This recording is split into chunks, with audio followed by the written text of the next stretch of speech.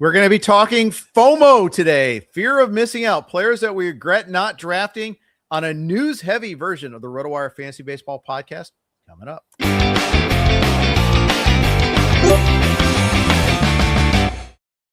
Hey, everybody. Welcome to RotoWire. Jeff Erickson here with Fred Zinkie. We are brought to you by Fantrax. We are also brought to you by RotoWire's tools, including our app and Smart Money, which we just launched over RotoWire. Demonstrations of both coming up. We talk through this podcast. Jeff Erickson here with Fred Zinkie. Let's get right to it, Fred. It's a very news-heavy day. JJ Wetherholt has made the team. Kevin McGonigle has made his team. Carson Benge has made his team. Konnor Griffin did not. Yeah, and then I'd say there's still people out there who might say out of the four of them, they would take Konnor Griffin. We can even throw Justin Crawford in there. He made the team. I think that one was a foregone conclusion. But yeah, it's a really exciting year for young players. I feel like this is, I don't know, you can tell me if you disagree, but I feel like this is one of the most exciting years, or maybe the most exciting year I can remember for good young prospects getting up like right away. Like Wetherholt, yes. McGonigle, Benge, Crawford, like just off the top of my head. And then we'll talk about them at some point during this episode, maybe, but like Parker Messick and Connelly Early and some of these pitchers who have just barely pitched in the majors and they're getting spots in opening day rotations when often their teams would just do the safe long-term thing and send them down until someone gets hurt. It's pretty cool to me. Teams are doing fun, cool things. Even teams like the Cardinals that aren't contenders. Yeah, absolutely. The Cleveland Guardians are chock full of those guys. Yeah. Chase DeLauder, Parker Yeah. Messick, Joey Cantillo. We'll see when Valera gets the call. We'll see when Travis Basallo gets the call. Yeah. We'll go bananas for Basallo. Who knows? Okay. I'm going to get ahead of that one there. There's so many different ways we can go with that one. I can't wait. It's going to be great. But yes, I'm all over McGonigle. I have him in 4 leagues. I got Wetherholt in 1 league only. I don't have any Konnor Griffin. I'll add him to my FOMO section there. We're going to be talking about later guys that we missed out on. I don't know if you should have Konnor Griffin FOMO now. He didn't make the team. Like that's probably why you didn't draft him, is you weren't convinced he was going to make the team. Correct. I did think that there were some concerns about that. I did think that the strikeouts are still a problem. My hot take is McGonigle is going to out earn Konnor Griffin. So that was one of those where I was definitely going to be a little cautious when it comes to that. So yeah, McGonigle, I think he's probably going to bat leadoff too for the Tigers. That's the thing I'm going to watch for. I think Wetherholt, they said there was a note on him. He might bat leadoff too. Pretty good stuff. Yeah. And I think even with some of these guys like Wetherholt, McGonigle, like it might even make sense if you bat them 7th for like a week or something or 2, just to get them going, if you want to do that. And then start trying them near the top of the lineup, or maybe move them all around the lineup so that they don't really have a set spot for a week or 2 and then try to settle them in. But yeah, it makes, when you look at both lineups, it makes sense. Like Wetherholt, McGonigle would both be prime guys to hit. They're just really, they profile at least as really good on base guys with like some power, maybe 20 homer power already, some speed, enough speed. And we know speed's a little overrated at the top of the lineup, but enough speed to score from second on a single, enough speed to steal 15 or 20 bases. So for fantasy, they profile as 5 category guys. So does Benge, maybe to a little lesser degree, but not really. He's going to hit low in the lineup, just the way the Mets are loaded. Right at the top of the lineup, but that's okay. And Crawford's he might get platooned, but Benge might get platooned too. So he's against lefties, something to watch out for too. Yeah. We currently list Benge as projected about 8th. Man, the Mets are just as you like to call a deep lineup there. They get extended. You got Semien, Benge, and Alvarez as your 7, 8, 9. I mean, that's pretty good. Really good. And I mean, all you really want for Benge, and I have several Wetherholts, a few Benge, a McGonigle or 2. I kind of did go in heavy. I have a Crawford. I did go in heavy on some of these players. If Benge is hitting, like there will be injuries, there will be opportunities. Guys will get days off. If Benge is hitting, there will be days as the season goes on, or maybe even permanently, where you're like, oh, we're going to start hitting Benge 5th or 6th or something like that in the lineup. So the Mets have a nice long lineup, but when you get past the first 3 or 4, like he could hit better than Semien, Polanco, like if he has a nice year. So at least he's in there and he's got his opportunity now. But it's really, really exciting. And I felt all through draft season that all of these players were undervalued. And some of them won't meet expectations, but I thought like they were all going like past pick 200. And Benge and Crawford were often going like past pick 300. And I felt like they were all undervalued when you just think about the possibility. Like why couldn't McGonigle now score 90 runs? Right.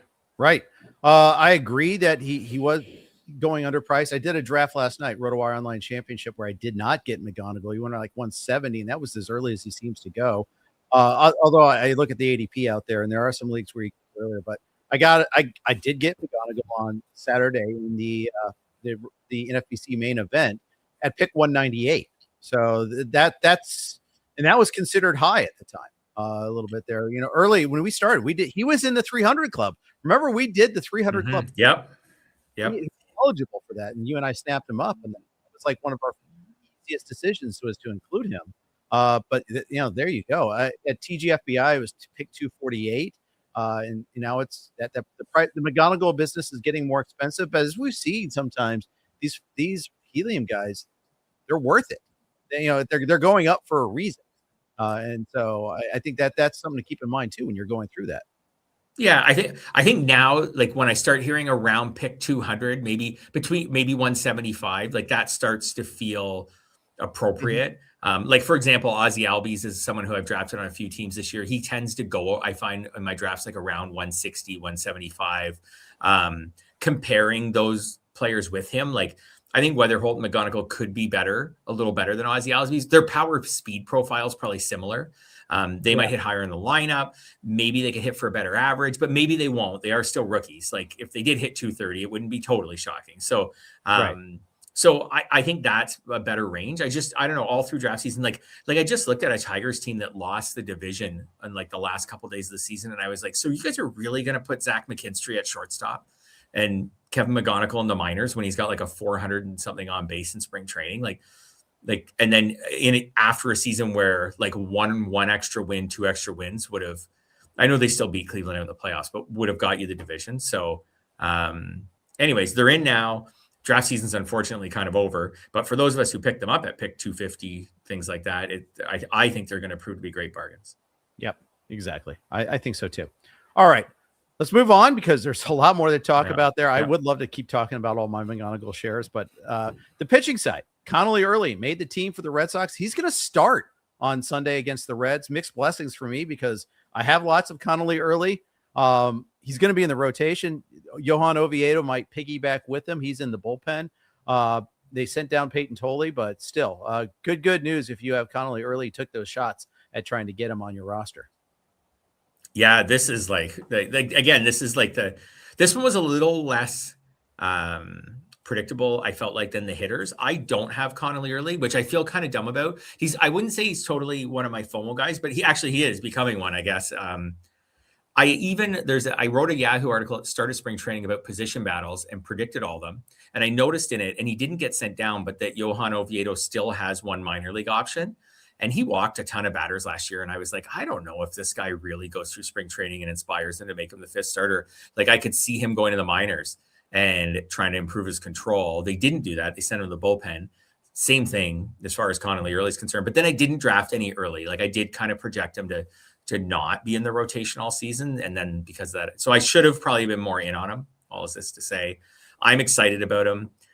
If I was ranking him right now, I'd love to probably pull it up super fast, Jeff. And I'm going to give you a couple either words because you have a bunch of shares of them. Yes, I do. And in some of your more important drafts, is that correct? Honestly, I missed out on them later. I got almost all my early shares early. I got them in later with you. I got them in Scarf. I missed out on them on the main. I missed out on them, I think, in Tout, which was a real bummer. In fact, I blew that. I could have used a hammer to get them there and didn't. That was a mistake by me, but so it goes. Let's try a couple of these. So Connelly Early or Ryan Weathers, spring training sensation, Ryan Weathers. Early. Okay. Weathers, here's the thing about Weathers. Both players, you do have to worry about a little bit there about, whether they hold on to the job. Mm-hmm. Weathers goes before Early, typically, though. And I know but some of that was because the knowledge that, yes, he's going to begin the year in the rotation. Early was going in the main event around pick 265, whereas Weathers was going about 221, so like 3 rounds sooner. I just hear, Weathers throws harder, but I think he walks more. I think there's more risk of him. When Garrett Cole and Carlos Rodon return, and those returns are looking sooner rather than later, I think he's at risk of losing the job. I know Luis Gil just got sent down. We'll talk about that later, but the Yankees also are another team that's trying to build in some redundancies in their rotation. And this is one of the reasons why, but I do worry about Weathers' job security. Okay. How about, I'm going to jump a bit. How about Shane Baz? Connelly Early or Shane Baz? I'm going to go Shane Baz. So you took Shane Baz. Am I right? You took Shane Baz in the main? I did. Am I right on that? I did. Okay. You are correct. You're deadly accurate. I remember that. I've been reading all your draft results, and I remembered that. So I've just like Shane Baz has more experience. He also had a really crummy season last year, so it kind of cuts both ways. Let's see here. So you took Shane Baz. How about Edward Cabrera? Connelly Early or Edward Cabrera? Probably Edward Cabrera. Okay. I wish I had more Cabrera, to be honest with you. And I'm going to name a few guys. I'm going to assume you have him in front of Chris Bubic. I'm assuming you have him in front of Zach Gallen. I had a Gallen behind Bubic, I think. Shane McClanahan ahead. Okay. So I would punk on Early, probably somewhere around like pick 200. Yeah. Where I'm thinking. Ranger so Suarez. That's ahead of Gallen. Ranger Suarez, I'd probably have Suarez ahead.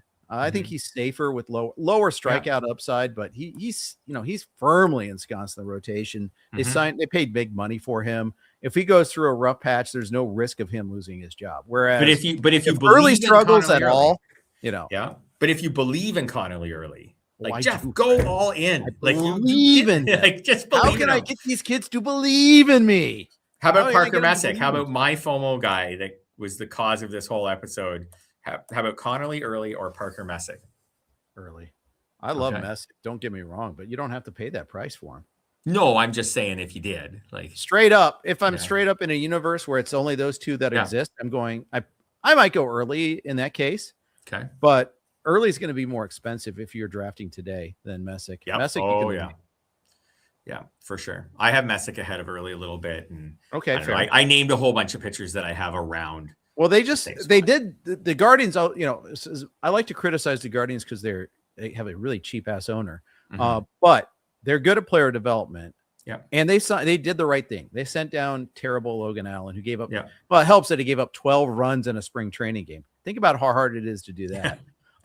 They took him out and brought him back in. It's an all-time worst spring training performance. It's right there. It could be in an article someday for worst spring training performance of all time. If you were ever playing spring training roto, which God help you if you are, but if you were, that was an all-timer.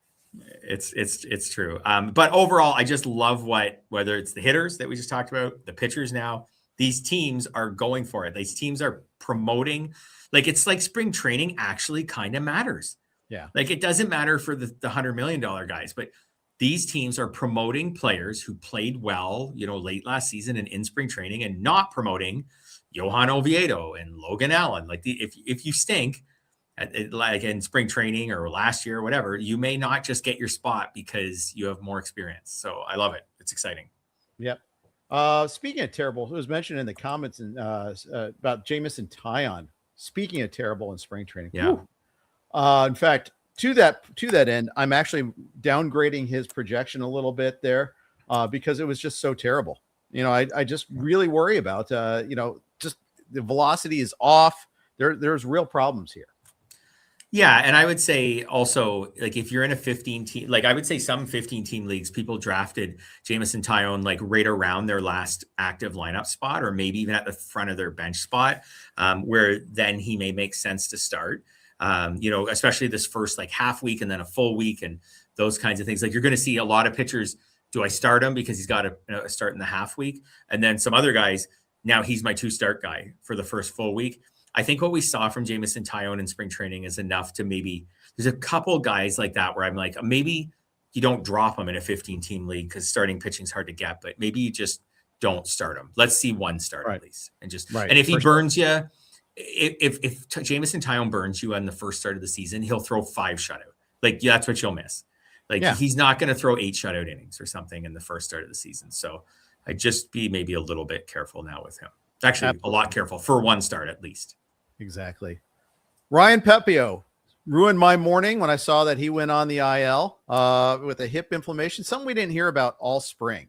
That brutal for me. And first thing I did when I saw that news is I went to use our My Leagues tool, which I'm going to demonstrate for you right now because it's so handy. It's not just for draft season that you can use a RotoWire subscription, but a lot of things in season.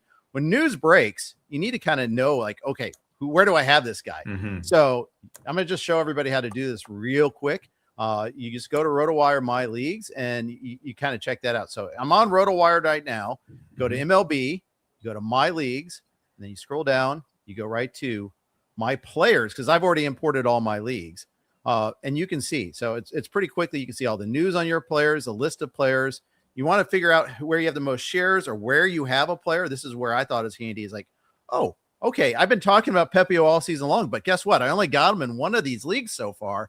Okay, good. I know I have to go to the NFBC Auction Championship League to go ahead and go and replace him, get him out of my lineup. I did that. Go see if there's Joe Boyles available anywhere, kind of do things like that. So it's a quick, real easy thing to do. Our customization tools are awesome. You guys should check them out. Use promo code YouTube15, get 15% off any RotoWire subscription. So pardon the quick ad there, but I think it's important. We need to, yell from the mountaintop about our tools there a little bit more often. So you don't have any Pepiot. I wanted more Pepiot than I did. Unfortunately, I paid a nice little premium from the league I do have them in. Yeah, I have Pepiot ranked competitively. I think I took a decent amount of hitters in that range, and then he kind of crept up. I felt like into like the Sonny Gray, Jacob Misiorowski type tier, Chase Burns before we heard, and maybe even still Chase Burns before we heard about the innings reduction, Nick Lodolo. I preferred all of them. So yeah. I'd often take one of them and then it'd be back to some hitters. So I just didn't end up with any Pepiot, but I did have him. There were times during drafts where he was the top ranked starter left in my queue. It just maybe wasn't around where I was going to take a starter. So, but it sounds like this is just going to be a couple starts at most, 1 or 2 starts. So not the biggest deal. It's annoying. But whatever, you're going to have to live with it for a couple starts. And Joe Boyle is, I don't know. I have him in tout draft and hold. In that format, I might use him. Like a 15-team draft and hold, I might take the innings and the strikeouts and have a chance at a win, but I don't feel great about it. I might use him for the 1 start this weekend and see what happens, but because he does have strikeout potential. But in a regular league, no, I don't think so. I'm using him. I don't think I'm using him this weekend. Uncle Ted points out that a hip injury did ruin the Twins last year with Bailey Ober. That was something that, remember, it was there and then it wasn't. They brought him back too soon. That was a big issue for him. Yeah. That lingered. And then you got the revelation on the offseason. Oh, yeah, it lingered a lot longer than we let on. Yeah, thanks, guys. Appreciate it. Well, it's still lingering because he was awful in spring training too. Dude, he couldn't get his velocity back at all. I know. I feel bad for the guy. I feel bad for any pitcher when that happens. Like, it's just like we get mad when they burn us in fantasy, but let's be honest, these guys work hard at their craft, and like it just isn't a thing that happens in other sports. Like a basketball player just doesn't suddenly stop being able to shoot 3-pointers. Like he might get a little worse at them, but a pitcher like you can throw 95 and then all of a sudden you just can't, and you just never can again. But it happens in football all the time. A corner loses a half speed, half step, and he gets burned on deep balls all the time, and it's all over just like that. So I feel bad for some of these. I feel bad for some of these guys when they lose something and they can't get it back, especially in a sport like baseball that's such a max velocity, like max participation sport. It's just not a sport that you can grind out like you can in some other sports where you're like, oh, I've lost a step or I got a nagging groin injury or something, but I'll just tough it out and play at 80%. It's hard to play baseball and really hard to pitch. If you're not, I feel bad for him. But anyways, don't draft him in any fantasy leagues or use them at any point, even NL only. Right, exactly. Yeah. Dennis Santana may not get all the saves. We thought this was one of the safe closers, Fred. Maybe not a huge like target guy, but in that class of second tier closers that we could count on, like, oh yeah, at least we know Dennis Santana is getting the saves for the Pirates. Good luck with that now, because we saw Don Kelly come out just yesterday and say that he's going to be splitting those saved opportunities around. Giovanni Soto might get some of those too. Yeah, I didn't move Santana down in my rankings. okay, not many closers really get all the saves anymore. Like they still all share them a bit. So I don't know. When I looked at Santana, okay, so I looked at closers I had ranked right behind him. Okay, Pete Fairbanks. I still think there's a good chance Pete Fairbanks gets traded if he's healthy at the deadline. Miami's offense is terrible. They will not be in the playoff race. He's on a 1-year deal. Why would they keep him in the last 2 months of the season? Griffin Jacks, well, he's not getting all the saves. It's the Rays. They didn't even joke about him getting all the saves. Carlos Estevez throws a. Do you want to talk about guys who lost velocity? Brian Abreu. I'm just naming guys that I have below Santana in my ranking. Like Brian Abreu, he's the closer for a few weeks. For all we know, it might not be longer than that. Like I put Griffin Jacks ahead of Santana now. I would do that. I think there's a better chance. So Griffin Jacks, you could put him ahead because you feel like he's a better pitcher. He's going to get 20 more strikeouts. But I think Dennis Santana, like he won't get all the saves, but he's probably more likely than Griffin Jacks to get 20 or 23. Like I wouldn't be shocked. I think Griffin Jacks can get 20 saves, but I wouldn't be shocked if he got 12 and they used him all over the bullpen. And he wasn't a closer at all. Like I wouldn't be shocked. Kenley Jansen, I still have him in the same tier as Santana. Like I don't believe that Kenley Jansen at his age with the Tigers who have Will Vest, who have his name escapes me right now, but Kyle Finnegan. Kyle Finnegan. I was about to say Kyle Harrison. I was like, that's not right. But Kyle Finnegan. Like, I'm not convinced that Kenley Jansen at his age that AJ Hinch just uses him for all the saves. I think he gets 70% of the saves. I think Santana's like in the same mix. So to me, they're still floating around in my closer rankings, like 16 to 20. I think I had Santana ahead of Jansen before this. I don't know if I would anymore because I think the Tigers are going to be better. And I think Jansen was actually good last year too. So even though I don't trust AJ Hinch, I do kind of trust Kenley Jansen. And I do know that he's one of those warhorse closers, which means, okay, he's got to be used as a closer. It's very rare that you see those guys not used as closers. So I could just see him not on back-to-back days, some things like that. I can see that too. With the Pirates too, like when you look at the rest of the Pirates bullpen, like Soto, Isaac Matson, like Justin Lawrence, like it's also totally possible that the Pirates are like, hey, let's go to Isaac Matson for this save because we're not going to use Dennis Santana for all the saves. Blown save. Never mind, guys. Let's just use Dennis Santana So let's just see the ERAs. I don't think the Pirates bullpen's terrible actually at all, but it's not exactly the Padres bullpen where you can just switch to one flamethrower. When you go down to Estrada as your next guy, who could be better than half the yes, exactly. Jason Adam and etc. Yeah, exactly. All right. Let's move on. Spencer Strider. What a nightmare. He ends up the trip to the IL with an oblique injury. They haven't signed Lucas Giolito yet. They should. I don't know why they haven't done that. They should have done that when they lost, Joey Wentz. They should have done that when they lost Schwellenbach. And, it's just like they've lost now 4 pitchers. Now Strider's not for the year, or, it could just be 3 or 4 weeks. Could be 6 weeks. Oblique injuries sometimes last that long. And it was already a bad spring for Spencer Strider too, with that velocity, at least early on. Yeah, I don't have any Spencer Strider. I stayed far away from him. The only place I have him is in a keeper league and a score sheet league too. So it's like when we go it's an only score sheet league. I'm not cutting Spencer Strider, so I'm keeping him. But I did not trade. I did not trade for him. I did not draft him. Just got offered Strider in one league where I'd said no to Ian Kahn. Hard to say no to Ian Kahn. Good trader, and a super nice guy on top of that. But I did say no because for reasons. There are many reasons why. But anyways, I'm not that optimistic about him going forward. So Braves rotation. Chris Sale, who's 37 and has long injury history. Reynaldo Lopez, who I think made 1 start last year. Grant Holmes, whose season ended with an injury, and he's pitching with his arms just kind of hanging right now. Hopefully it turns out well for him, but he's not the picture of health either. I made the joke that he's got a MacGyver arm right now. Yeah. Kept together with duct tape and string. And all that. Bryce Elder, who's terrible. ERA in the 5s last year. Maybe Jose Suarez is the last starter. Why does Didier Fuentes have to be in the bullpen at the start of the year? And then, so the plan with him, right, is he's going to be in the bullpen for a little bit. Then they're going to send him to AAA to make some starts after he had this amazing spring training. I would understand that if the Braves like had Strider, had Schwellenbach or Waldrop, or even Joey Wentz, but they don't have any of them. I wonder, like, maybe the Braves should look at Cleveland and look at Boston and be like, hey, maybe we should take this guy who was great in spring training and give him a start at the start of the year and see what happens. I don't know, but I feel like Fuentes is going to be in their rotation by the end of April. I think this is a case there where that's going to change. No, I think there is a good point. Ted brought this up in the forum here. It's just pitch mix for Fuentes might be the reason why he's only being used as a reliever to start. I did take Didier Fuentes with my very last pick last night in the RotoWire Online Championship, the very last pick of the draft for that matter. They used Fuentes in an outing the other day to kind of replace Strider. And he's been great, but the problem is finding that third pitch.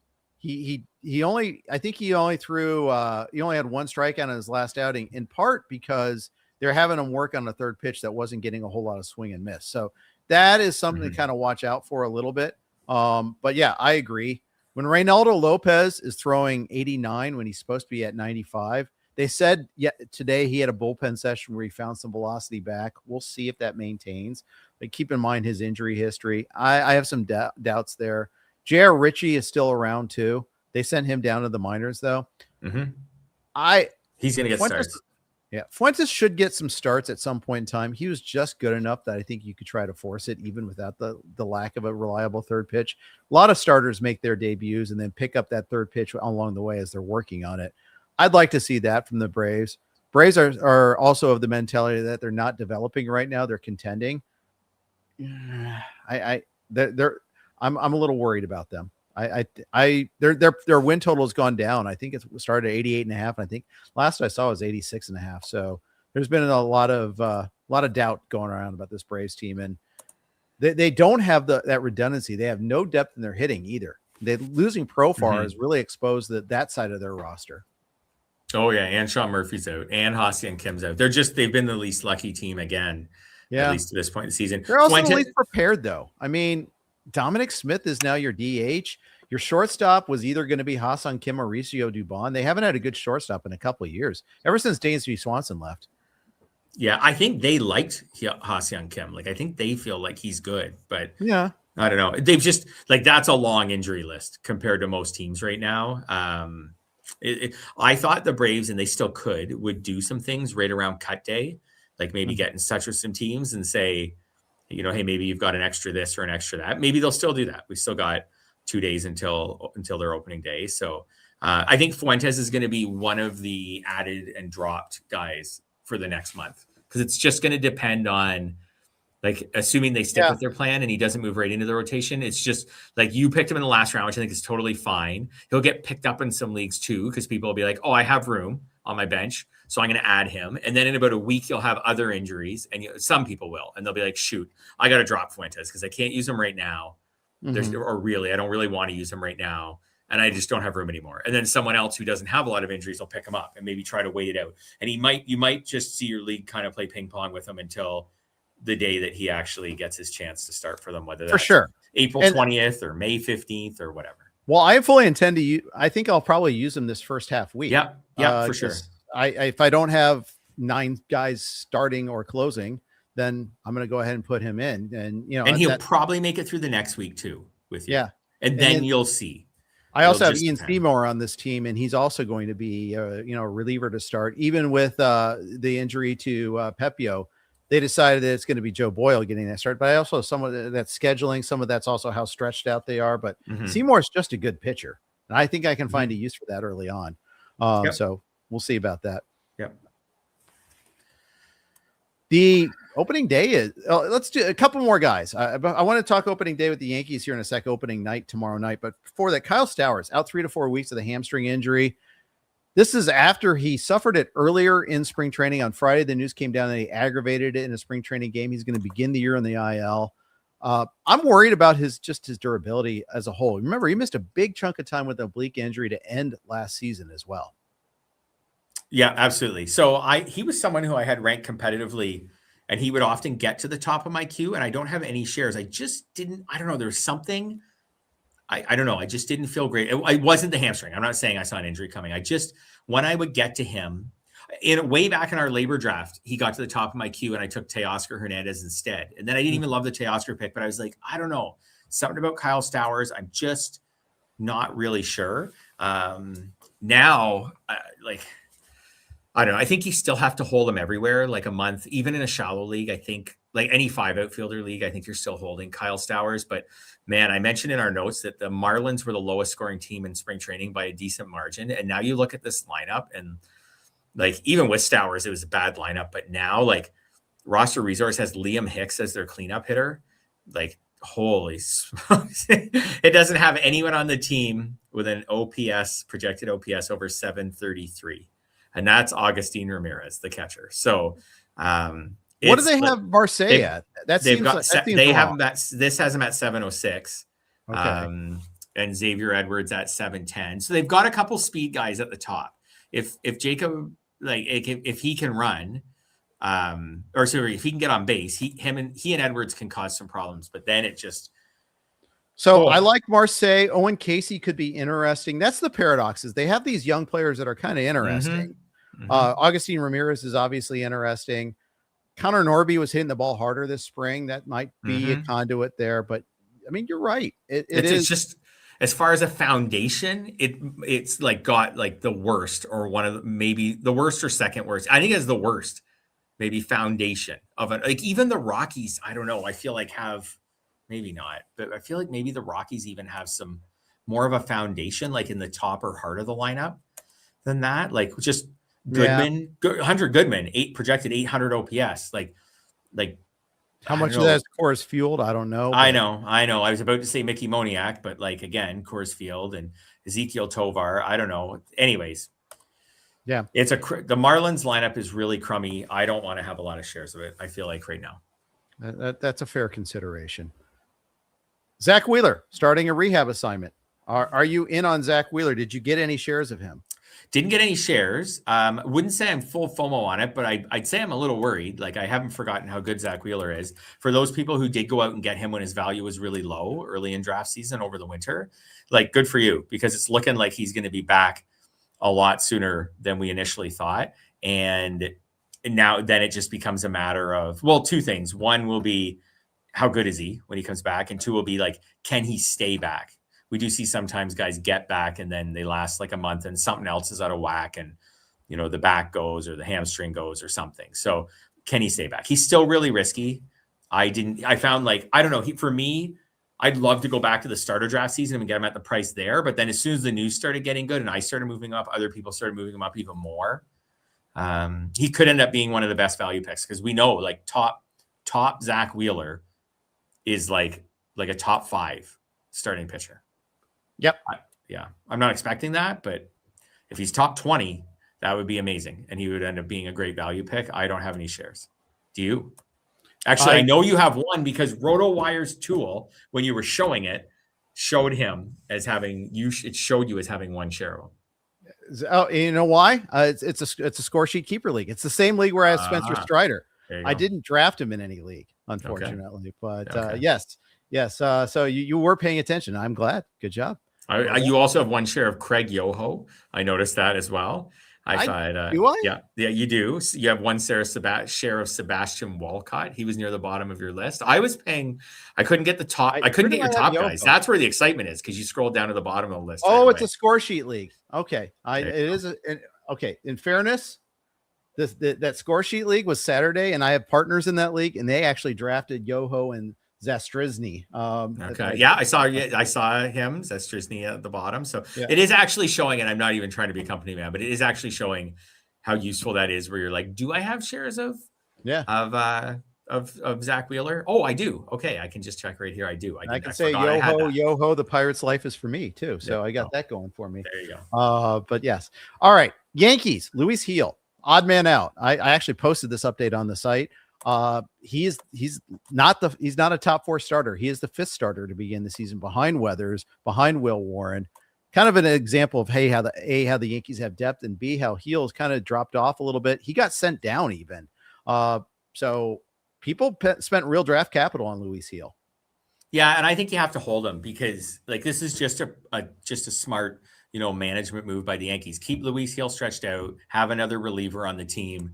He's scheduled to start for them on April 11th when they first need a fifth starter. It's annoying for sure. You're gonna have to work without him for the first full week, like the partial week. Sure, that's a lot of pitchers, but then the first full week of the season. But then his turn will come up. So if you drafted him, definitely don't drop him. And if he does get dropped in some leagues because someone says, he got sent to the minors, I don't want him anymore.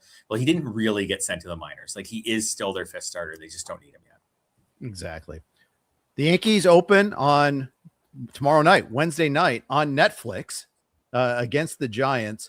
We at RotoWire have a new tool called RotoWire Smart Money. And we are trying to demonstrate this to you in some of our podcasts. So you guys can check this out. If I know there's the intersection between fantasy and gambling doesn't always overlap, especially in baseball, but oftentimes it does. So we have a new tool that we're excited to use. It uses top-down sort of technology to find out not just what's a good bet, but where is the smart money going? Where can you find the best edges? You can find the best odds. So there's a couple of plays that it's demonstrating right now for tomorrow night, including if you look at the tool here, the first half money line, Logan Webb strikeout prop. And it's just, obviously you want to find the bets that you like, but you also want to find where can you get ahead on the books here a little bit. And and one of the things that we have is you can sort by the state that you're in. So you can see where you're eligible to do it. Mm-hmm. You can sort by sport. You can sort by a lot of different options there. It's a new tool. We launched it. It went live last week. We were excited about it. It's called RotoWire Smart Money. It is a separate subscription just for sports betting. If you want to check that out, I invite you to go take a look at that now. RotoWire.com/smart-money. That's all. That's it there for that. Before we get into talking about our FOMO players, time to share a quick note from our friends over at Fantrax. Fantrax is the most customizable fantasy platform in the industry, offering the greatest fantasy experience for your dynasty, keeper, redraft, and best ball leagues. Coming from another service, Fantrax makes it easy. Fantrax can import any of your current leagues and customize if needed. Fantrax offers the most in-depth player pool in the industry, including minor league players. We used it for the RotoWire Staff Keeper League draft, including our 10-man minor league slots for 18 teams. We went deep, and all the players were there. It was great. Fantrax offers custom solutions for all your type of leagues, and it's all free. Sign up for free today. Simply go to fantrax.com/RotoWire and sign up today. That's fantrax.com/RotoWire. Fantrax, the home of fantasy sports.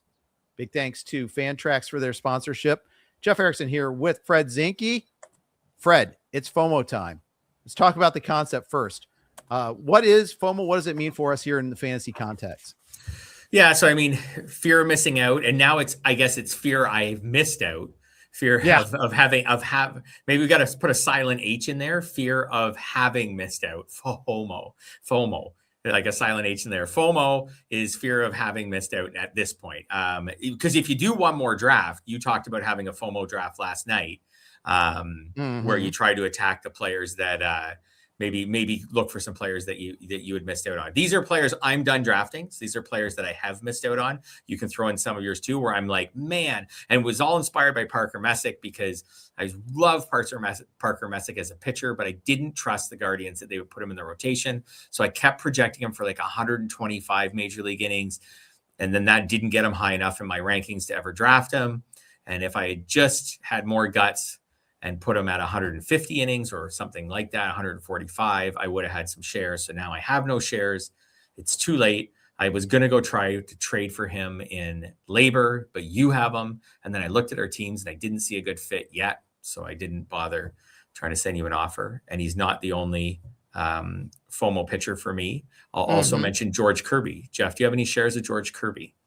I do not have any George Kirby. I do have a lot of Messick. I have Messick in a lot of places, in fact. And I got to check it. But I got him in 5 leagues, as a matter of fact. So one of my more rostered pitchers.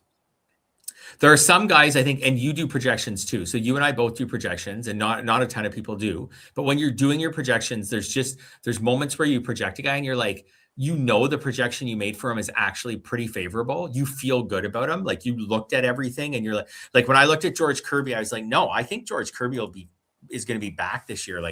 before last year, he had 2 years in a row with 190 innings. Last year, he had the shoulder, but when he came back from the shoulder, he didn't go back on the IL. He didn't have his best season, but the BABIP, his FIP, kind of show he was unlucky. The strikeout rate was still good. I was like, no, I think George Kirby is just going to be who he was in 2023 and 2024 when he was being drafted in round 4 or so, round 3 even. So then I was like, okay, I'm projecting him favorably. I'm going to be in on George Kirby. And then just between drafts, I didn't do any auctions this year. And just between where I was slotted in a lot of drafts and just how I had maybe already built my team, I have no shares. So there's just some players like that where it just doesn't work out. And looking back when I projected him, I'm like, man, how did I not end up with shares of George Kirby? So are there any pitchers like that for you? Let's talk about that on the merits real quick on Kirby. Sure. I think there's actually a reason that I ended up with Kirby. Terrible home road splits last year, 516 and 128 on the road. Not the same strikeouts as Wu and Gilbert. No. So, when we're chasing Ks and especially an overall contest like the NFBC, does he give you the same strikeouts as any other pitcher taken in that range? Not really. Max Fried, for sure. Yeah, but Fried's safer. Fried didn't lose time with a shoulder injury last year. Yeah, for sure. Fried's been better for a longer time. Kirby, I don't trust George Kirby the same level. Interesting. Yet. So my take on Mariners pitchers is just like my take on Rockies hitters over the years. We always said with Rockies hitters back when they had good ones, we were like, hey, who cares when Nolan Arenado gets his stats? Just leave him in your lineup. He'll get you his stats. I kind of feel like that with the Mariners too. Fair. George Kirby had a bad year on the road last year, but I just looked, his career ERA on the road is 4.08. So yeah, he's not awesome on the road, but it's all worked out to a 358. So I'm just I'll leave George Kirby in the lineup and I'll get the 358. I think I can maybe get a little better than that. That's how I have some Luis Castillo. He's not I might sit him in the odd road start, but in general, I'm kind of just just Rockies hitters, but the opposite. They're just the pitcher version of Rockies hitters. Just leave them in your lineup for the most part, get your numbers by the end of the year. Yeah. It's hard to have, there's certain pitchers that you don't take, but it's harder to have starting pitching FOMO unless you just do 2 or 3 leagues.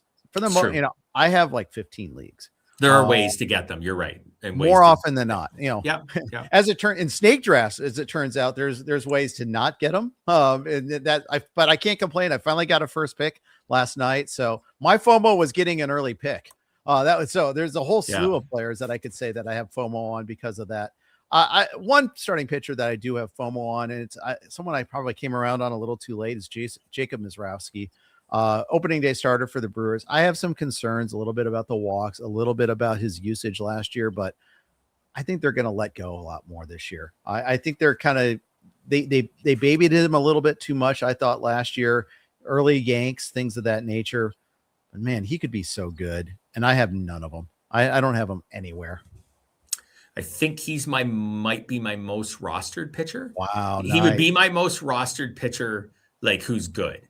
On all honesty, I think Michael Wacha might be my most rostered pitcher because I feel in that happens all the time. Yeah. Around 24 of 25 of every draft, he's just my highest ranked accumulator.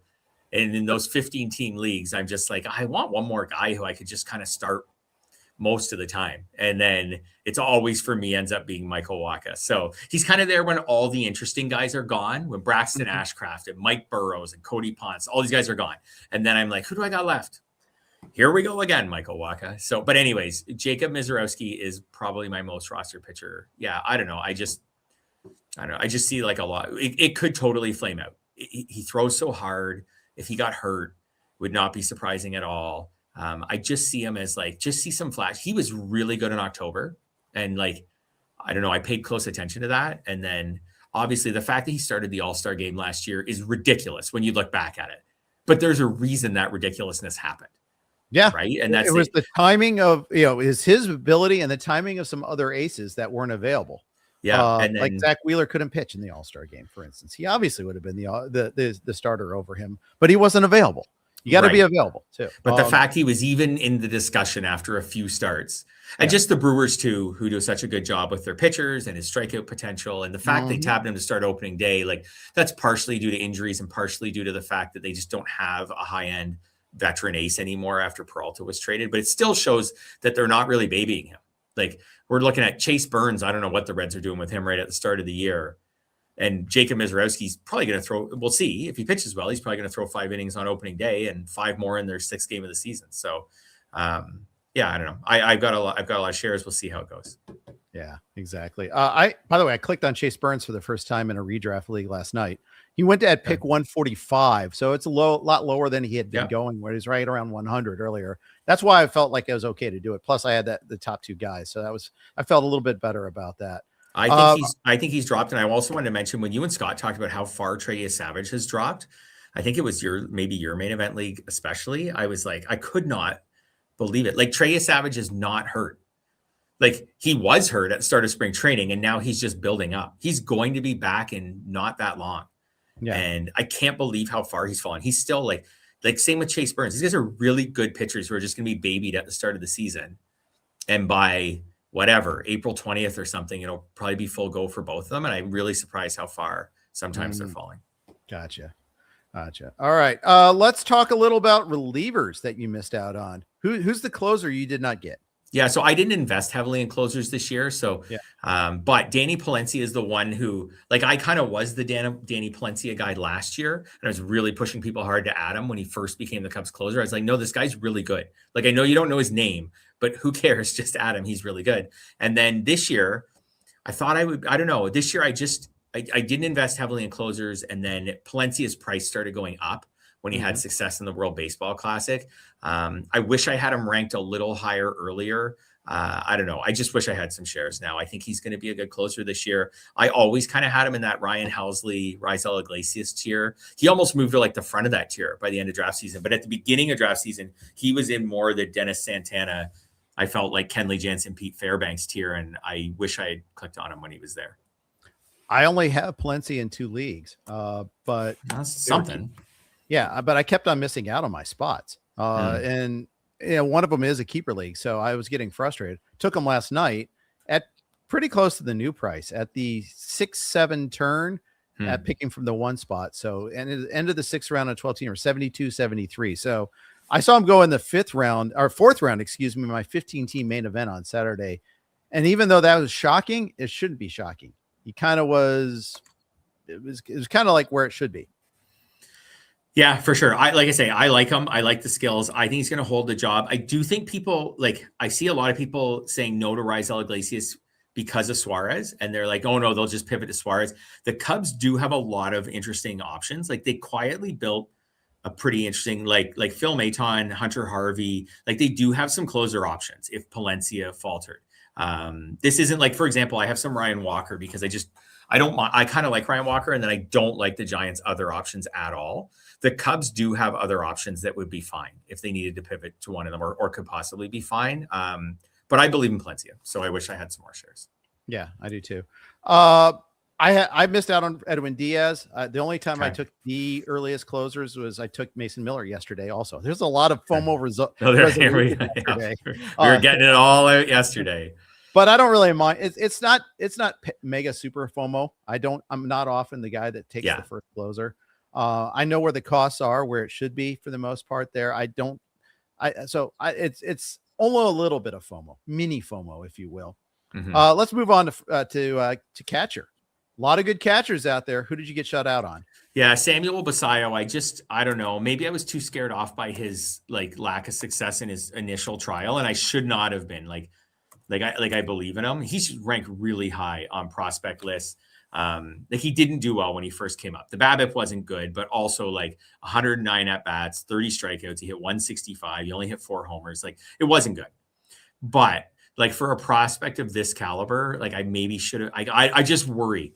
I just couldn't. I found this draft season I was all in or all out on catcher. I was either getting top 5, top 6 catchers or bottom, bench spot type catchers. I wasn't really plucking from the middle much. I took a Kyle Teal at one point. That was about it. I like Kyle Teal a lot as a player. The hamstring's annoying now, but anyways, Basallo's just someone I worry that he could hit 30 home runs and really burn me. We'll see. He might not, but I worry about that. Fair enough. For me, it's Drake Baldwin. Really good Yeah, player. I don't have any shares of him either. Scott and I were talking. He's a target for Scott. Genstad talked about him a week ago on the Sunday night pod. I came close to in the main on Saturday, came close again last night. Just didn't get him. I'm going to regret that one there for sure. Let's move on. First base. I share this one with you, but I have a separate one as well. Your first baseman that you missed out on is Sal Stewart. Yeah, and this one I'm sure hits close to home for you because you're hoping Sal Stewart has an awesome year. Yeah. And what the reason, so Sal Stewart might bother me more than everyone on this list except Parker Messick, or around the same. And the reason is that I actually did take first baseman in that range. So it's not even like that where I just like, oh, I always got one of the stud first basemen, so I just didn't really need one. I took Wilson Contreras a lot. I just feel like Wilson Contreras just has like a really nice floor hitting cleanup for Boston. And I don't regret that pick at all. It's just by the end of draft season, it just kept happening. And now I have no Sal Stewart. And I kind of worry that he's going to have a really awesome year for the Reds. And I'm going to miss out on it. Yep. He could hit cleanup for them. That is my concern. And steal a few bases. Yeah. Like maybe qualify at second. You know, they're having him play over the diamond a little bit there because they want to keep that bat in the lineup. He lost weight in the offseason. There's so many good reasons to like what him. If he hits, what if he hits 20 to 25 homers and steals, I don't know, 13 bases, something like that. Yeah. That would be, then I would probably wish I had him, and hits cleanup, then I would wish I had him over Wilson Contreras. So that's one I'm definitely, I can't remember, way back at Labor, I may have taken Christian Walker over him. That one would really bother me now. I do think Christian Walker could be okay, like just hit for power, but I wish I'd taken Sal Stewart. And the price of Stewart's gone way up too. It's now. It should. I think maybe we weren't giving him enough credit at the beginning of draft season too for the fact that he was the Reds obviously, like that he was obviously going to be a full-time player on the Reds. When they got when the roster got like a little bloated, and we were like, wait, where are they going to play Spencer Steer and all these things? Like, we should have just still been like, who cares? I'm projecting Sal Stewart for 150 games, 145 games, something like that. Yep. Quick question from Noah. We'll just throw this up here real quick. He's drafting 10th in a 12-man points league. Pitcher heavy league, 8 points for a win, 3 for a quality start. You just played in a points league in the Tout Wars Champions League, Fred. Which of these aces would you go for? Yamamoto, Wu, Hunter, or Christopher Sanchez? Just taking a quick look, I would take Christopher Sanchez for sure because of the quality start points, and he's just, I think, is going to throw the most innings of that group. Thanks for the question. No, I agree. I'm going Sanchez on that one there too. One more question. Kevin asked, Caglione is available in a 10-team points league. Drop Torkelson for Cags. What do you think? Yeah, what do you have higher? For sure. I don't think Torkelson's really a thing in a 10-team league.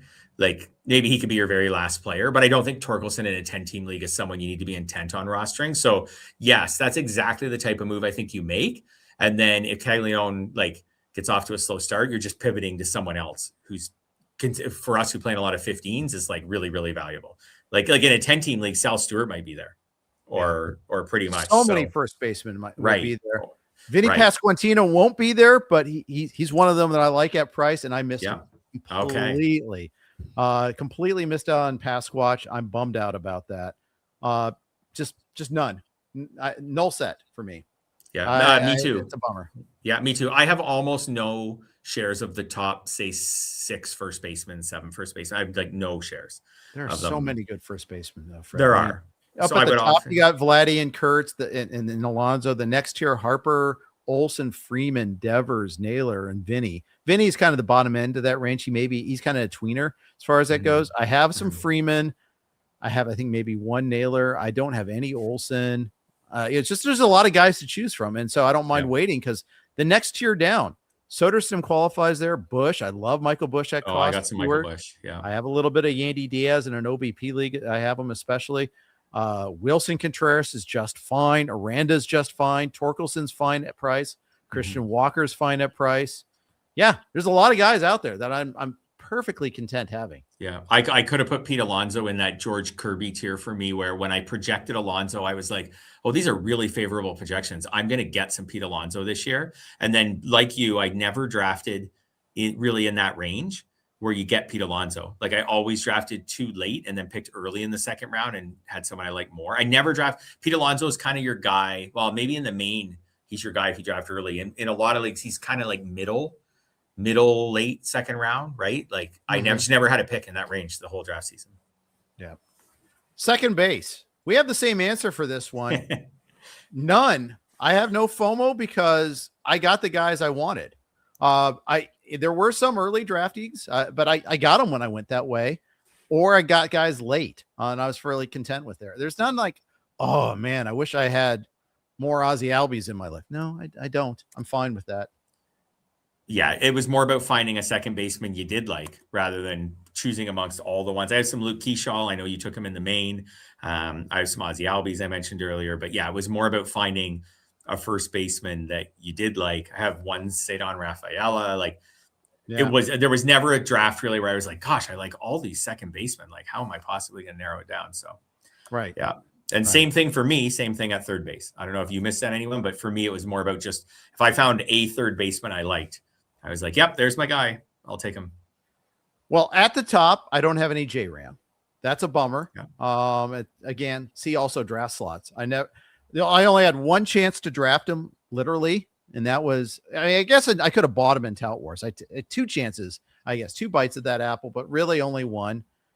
So I'm not going to draft him at 1.1 over Ohtani or Judge. So I don't feel like I'm missing out there. And I would get Garcia or Riley when I needed to. I would get Machado or Caminero when I felt like I needed to. I got Suarez last night. I'm fine with that. I got Bregman in a league early on. And after that, those are the guys, the settle on guys I always got, like Barger, Okamoto. I got him in one league. I got Caleb Durbin, I think, in one league. And I'm fine with all those guys. I guess maybe no Jordan Lawlar. I guess that's as close as I get to FOMO. Yeah, I wasn't that into Jordan Lawlar. Like, well, maybe I'll get burned on that. I don't know. One thing about third base is I didn't get any. I was kind of the no Jose Ramirez guy. Then Scott Pianowski joined me in the choir for. Everybody was doing that this weekend. Genstad joined you. He was dropping all the way to 11 in some leagues. I was there at the start of draft season. I put him around 10th or 11th when he was going 5th. And we'll see where it happens. But I just was like, I don't want a guy in the first round who plays in a bottom 5 offense. I'm off. Now, you could say that about Bobby Witt last year, but Bobby Witt was disappointing last year. But I don't think the Royals are going to be a bottom 5 offense this year. If I did, I wouldn't want Bobby Witt that high in the draft. And that's my stance on Ramirez. But I don't have. In most of my drafts, I was able to get a third baseman, though. Like, I didn't have to, when I passed on J-Ram, when I passed on Manny, Bregman, etc. I was not sitting there usually late in the draft. I did take Alec Bowman one draft pretty late. He's not that exciting, but whatever. I can live with Alec Bowman. He's supposed to get clean up for the Phillies. I don't know. Maybe he can drive in 90. I like Bohm, and I got Bohm on Saturday. Yeah. Third base in a deep league, it all comes back to the whole thing where if you're in a deep league, like, you're going to have some weaker positions.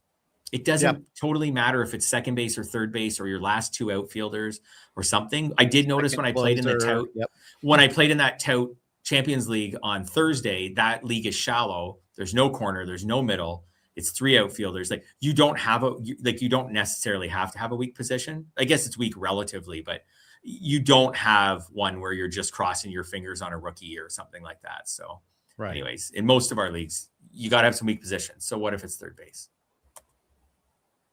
Okay. Very good. I just found out I don't have a meeting right now. Yay. Perfect. Yay. Okay, good. All right. So let's keep rolling here. Shortstop.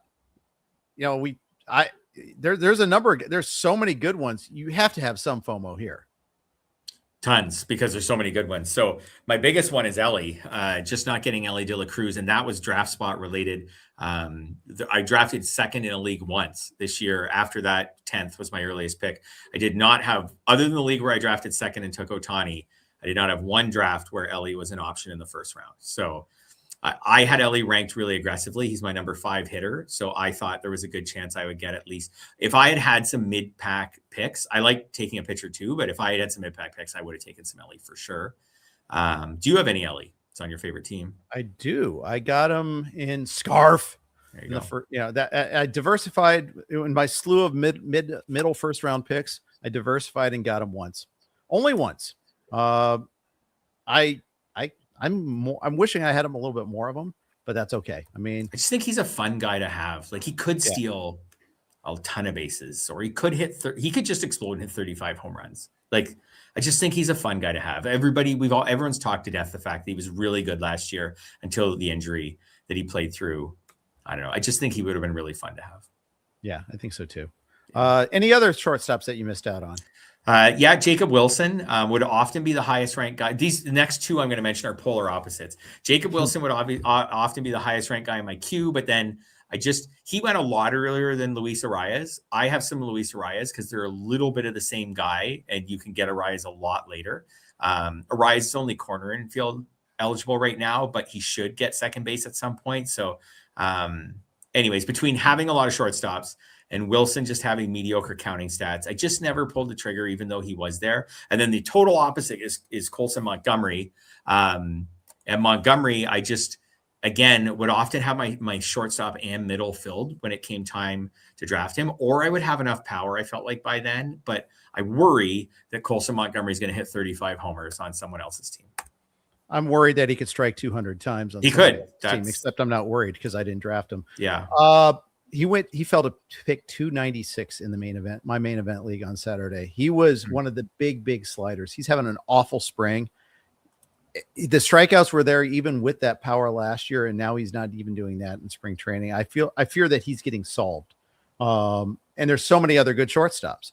So that's why I didn't end up with him a lot of times. It's just, again, he's late, and I've often had it filled, or I've often needed something else.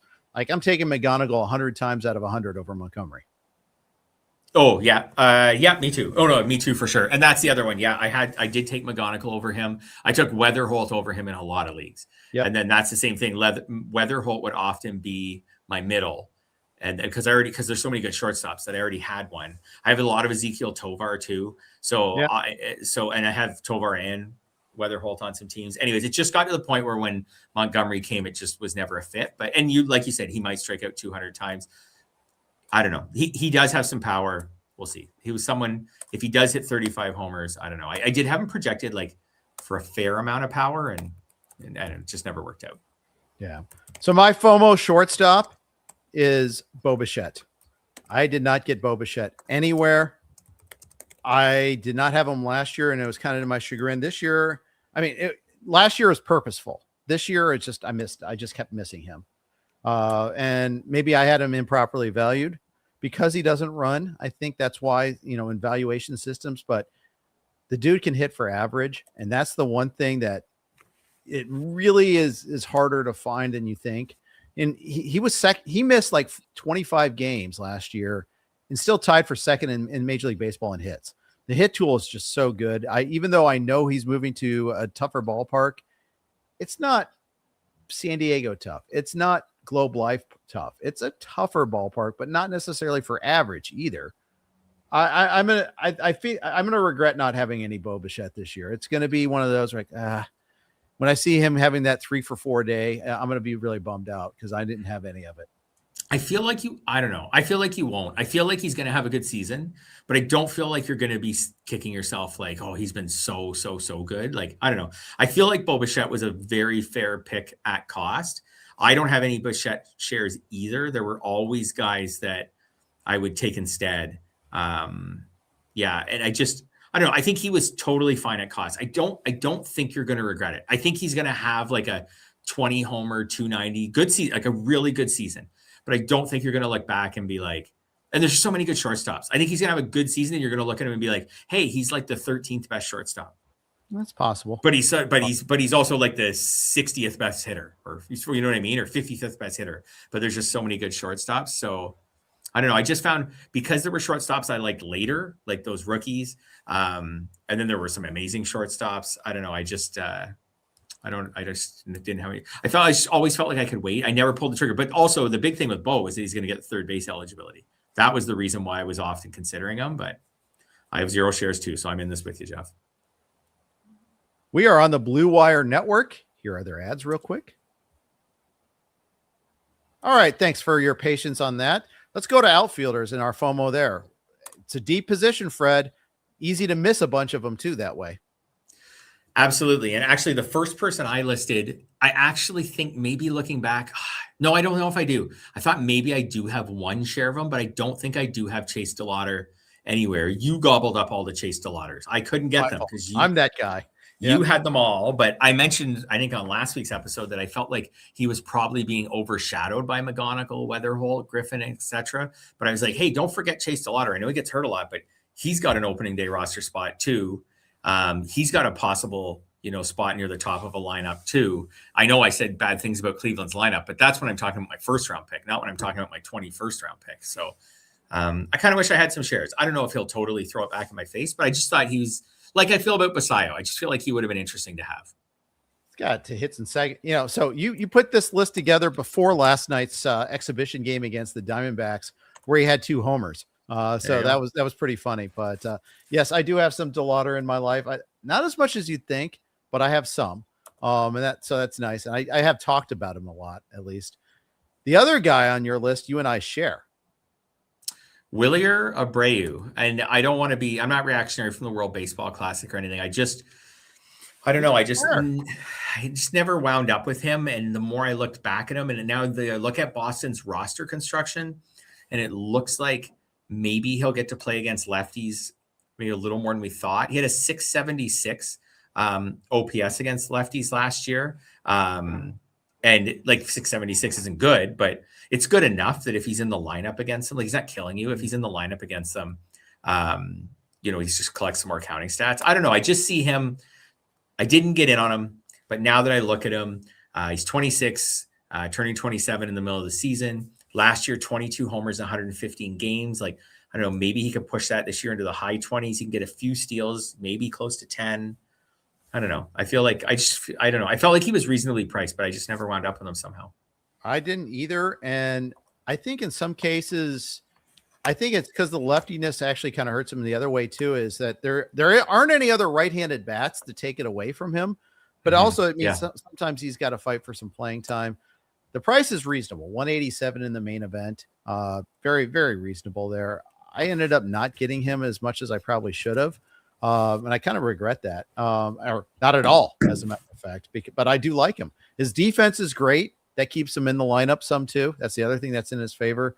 The World Baseball Classic helped too. Pushed his price up maybe by a round, I would think. It wasn't quite the Palencia effect. He's definitely the guy that impacted the most by the WBC. But yeah, I wish I had some Wilyer Abreu as well. My other outfield, my other outfield FOMO guy, Wyatt Langford. I do not have any Wyatt Langford. I never paid the 3rd or 4th round price for him, and that scares me. It scares me a lot, Fred, that I messed up. I do have some Roman Anthony. I did say I would take Anthony over Langford straight up because of the ballparks.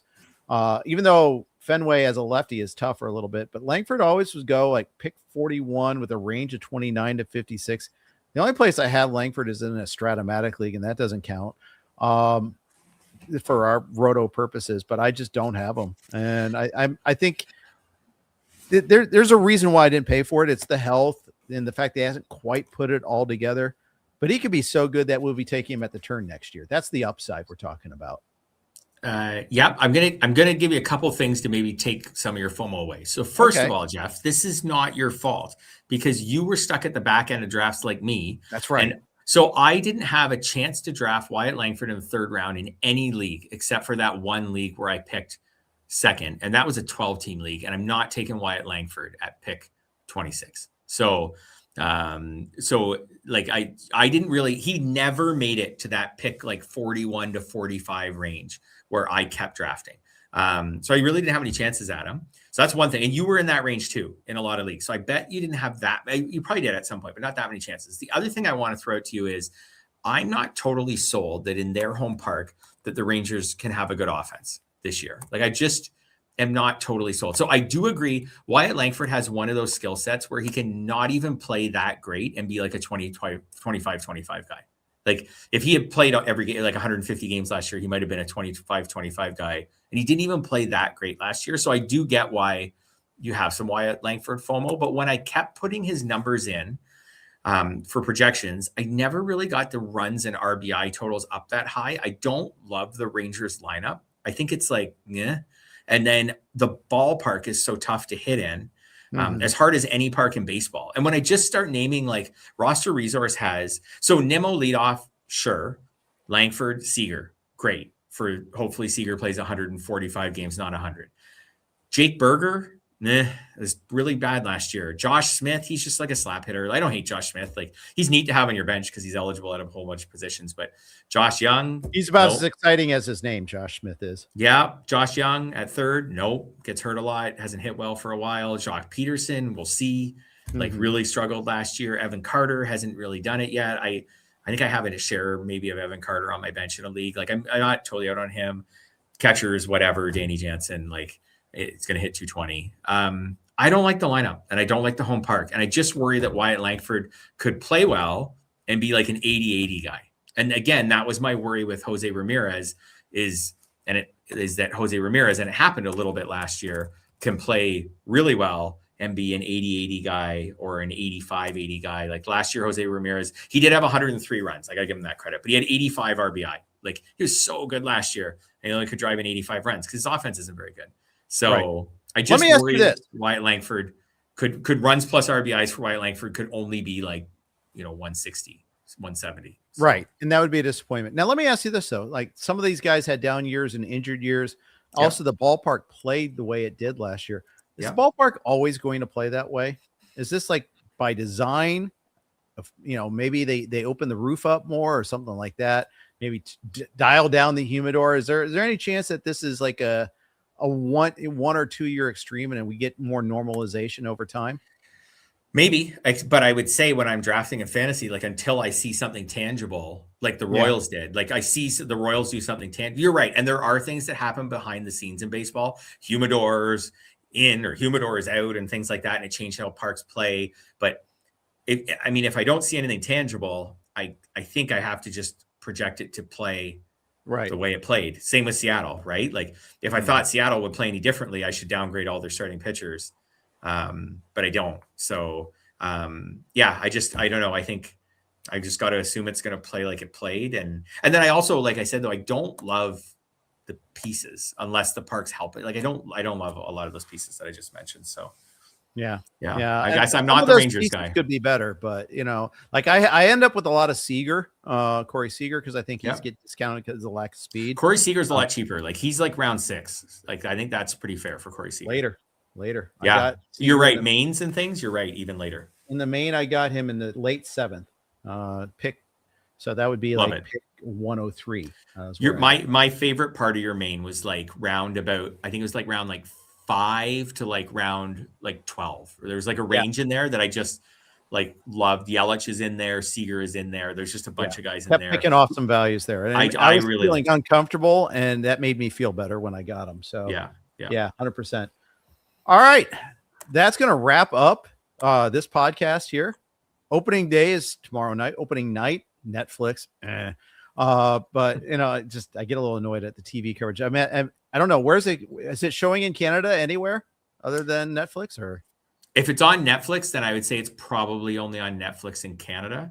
Okay. I never have to really pay attention because somehow everything that Americans get frustrated with in TV just always shows up on our cable channels. Americans will get frustrated about all these like rights things and everything, but somehow the 2 main cable channels in Canada just seem to, it just doesn't matter. They get everything. So I wouldn't be surprised if it's just on our regular cable package. I don't know why. We never seem to get caught up in all the rights things that happen in America. Well, enjoy opening day. Your Jays don't play till Friday because reasons. That's annoying. I can live with it because I you and I like baseball so much that Thursday is just awesome. I don't even need the Jays to play. Thursday is awesome. And then I'll finish the work week, sit down Friday night and watch that first Jays. Thursday is awesome. All day baseball. I love that. I do love that for sure. Yeah. So I can delay this on the Jays. And then the Jays don't have one of those. Also, the Jays now don't have one of those weirdo off days. Like, they're not off on Sunday, or they didn't play Thursday and then they're off on Friday, or like that's happening, right, to a lot of teams. So the Jays, I'll just wait till Friday and then let's go. Like, we're going Friday, Saturday, Sunday, like we're supposed to. Yes, exactly. Well, there's some teams that don't play on Sunday too. That's super weird. That's super annoying. Yes. Yeah, so that's what I'd rather. I'd rather have my favorite team sit out the Thursday opening day. I'll just watch all the aces and all the other games, and then I'll have my team on Sunday. That's true. That's true. That's a good point. Yeah. Happy opening day, everybody. We're getting there. Good luck if you have a draft tonight or tomorrow night. And remember, our coverage doesn't end with draft season. We are all season long. Check us out. Use promo code YouTube15 over at rotowire.com. Get 15% off any subscription. Thanks for tuning in with us today. Take care.